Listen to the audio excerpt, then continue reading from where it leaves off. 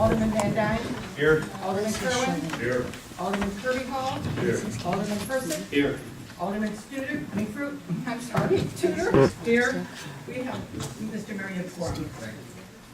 All right, everybody knows, I think everybody knows why we're here tonight, in regards to this Illiana Expressway without option.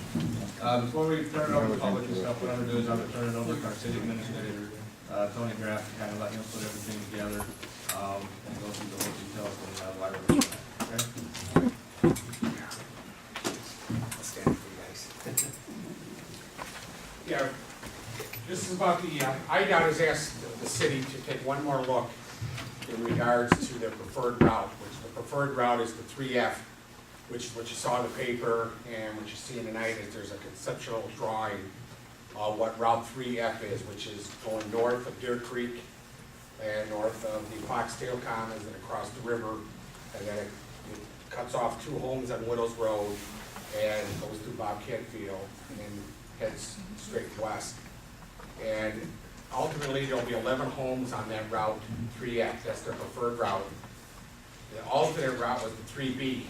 The 3B is, it avoids the Bobcat Field and those 2 homes on Widows Road, but then ultimately will take out all the Foxtail Commons homes, and then it takes out Deer Creek on the north side there, which is, comes up to a total of 26 more homes, so 37 homes that would be taken out with 3B versus 11 homes on 3F.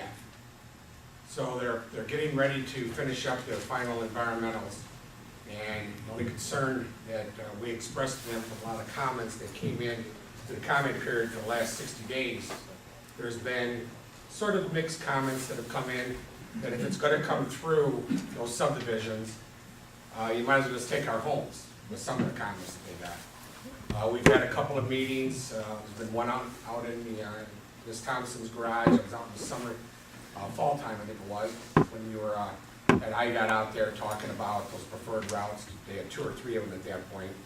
Land acquisition was there, talking about how they would take land, how they reimburse.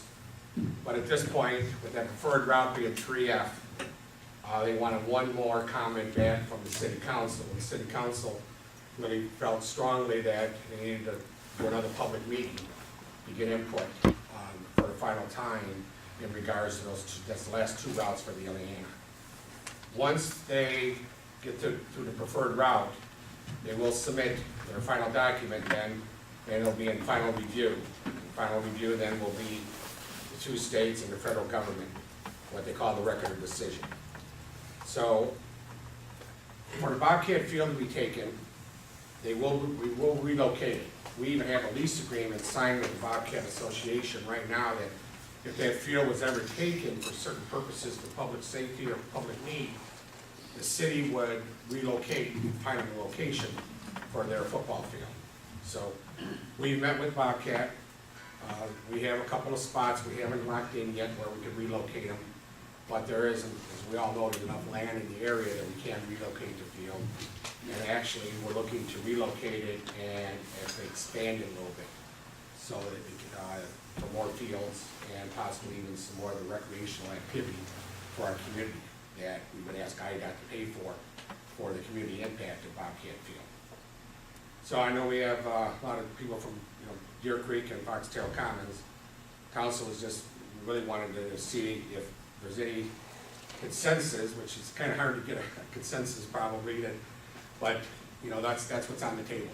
3B is taking all of Foxtail and Deer Creek, and 3F is saving Foxtail and Deer Creek, except for the 1 unit. There's a 4 unit that's on the north side. That's in both scenarios. That one's taken. They'll be taken through as they go through. The conceptual drawing that they did, some of you have, as you can tell, there's a lot of trees, a lot of bushes, a lot of things that aren't there now. That's what their for the landscape, for the buffer, they would put all that in, similar to that. Sir Davis gives you a little bit of a view of what it would look like for the 3F. We didn't have him do one with 3B because 3B is basically, taking the whole subdivision, what that would look like. So, I I think that gives you a little bit of an idea of how close it's gonna be to your homes. But it's, as we go through, you know, we'll take some comments in regards to it, but that's where we're at. And anybody's got any questions, you know, I can only answer from what I know, because IDOT's not here. And we purposely, you asked to come, we purposely said it's really a local issue right now. I think everybody's heard from IDOT enough that they have those gentlemen here. Brian Meyer, Stella Commons. How can they proceed with this road when they have two lawsuits in? Well, that's a good question. The only thing I can tell you is it's a process. The lawsuits go on in concurrent with what the process is. So they're continuing with the process until someone tells them to stop. So, I mean, we can sit back and think the lawsuits might have an impact, and they might. It might make them do certain things different. But what we have in front of us tonight is really the two routes. So the lawsuits are pending, and there could be, this could all be mute, possibly, if those lawsuits are successful, and the courts say they can't go, and they have to start to, you know, they have to go back to the drawing board. So, Barbara Russell, Foxtel Commons. When are we gonna get a final answer? The latest we heard was the end of May. We're all living in limbo. yes. Well, the final answer, they were trying to get to the end of May, and then they ran into some environmental questions, and we had to get responses back to a couple of the environmental agencies. You know, the Army Corps was one of them, another one was the EPA, and then this issue too, because Bobcat is public property. So they do need, you know, we're the owners of it, as the city is, not me, and not the council.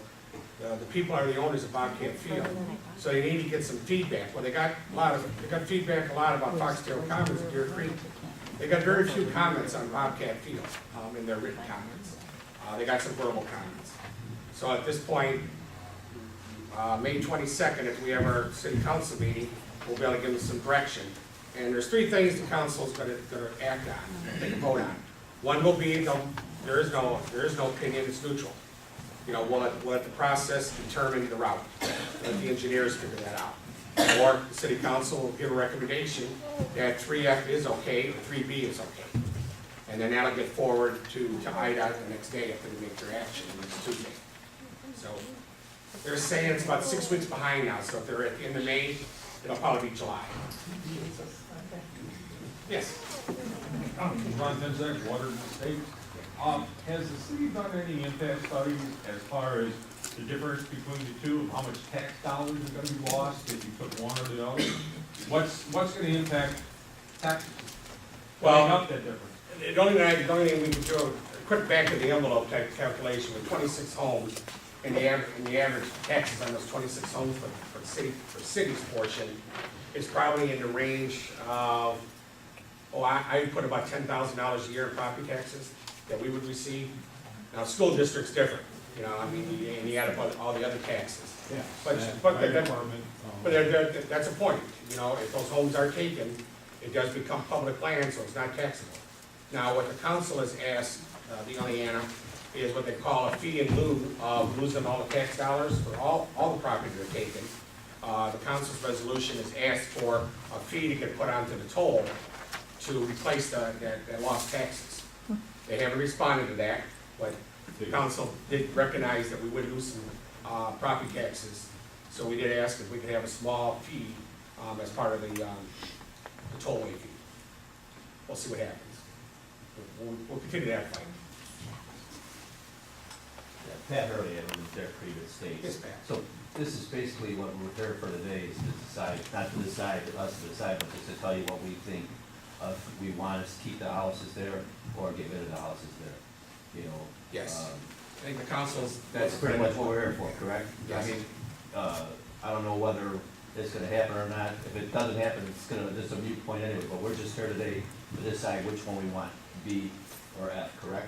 Correct. Okay, I just wanted to clarify that.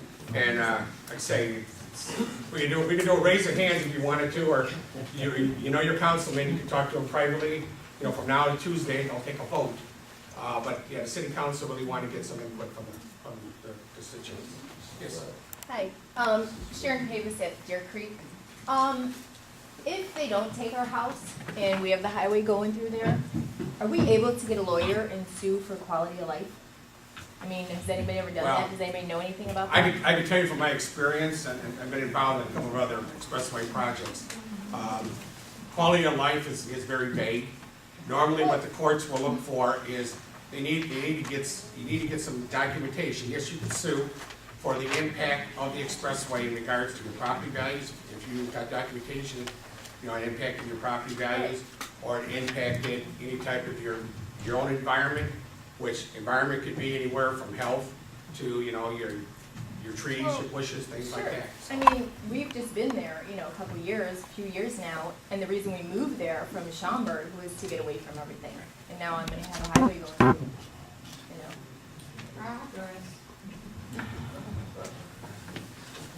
know. Mike Bailey, Stella Commons. I'm one of those four houses in the back that's gonna get the axe, no matter which way it goes.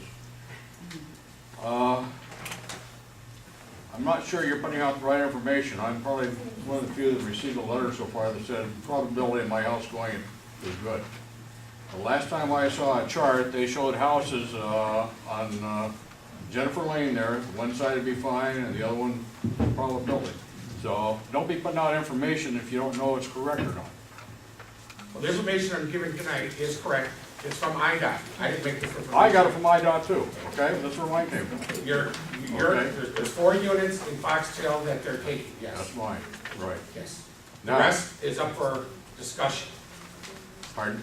The rest of the homes are up for discussion tonight with the 2 routes. Correct. I don't Correct. know what misinformation you're talking about. No. Well, you're saying taking all of Foxtel Commons, they're not gonna, No, that's 3D. possibility. That's a possibility. Possibility. Yes. Okay, secondly, I'm totally against it. I bought that house out there to retire and die in. And I'm not being given any leeway on it or not given a choice. Secondly, it's gonna cost taxpayers over $1 billion in taxes yearly to build this thing. Right. It's also being built by outside people. I don't know what you think about how many Wilmington residents or Will County residents are gonna get involved, but I guarantee you they're gonna be bringing in their own people. Okay? So I'm totally against it. Okay. It's not a good deal for anybody involved. And as far as another bridge across the Kinky River, that's just what we need, especially when there's a good freeze up again.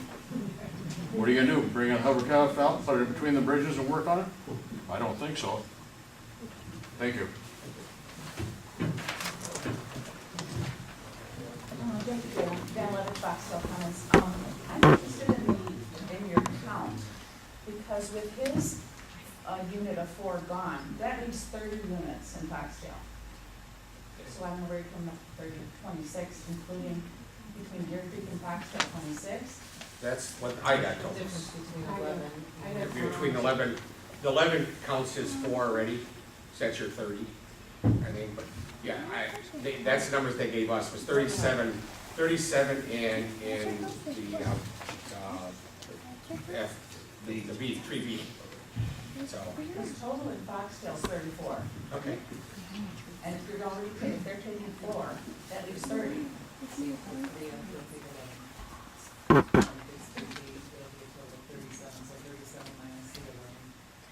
And you know what, like I say, there could be a few more homes when you add up all of them, and maybe they didn't, you know, give us the right numbers. I think you're, yeah, there's 30 there, there's about 8 or 9 in Deer Creek under there, that would be over 37 right there, so.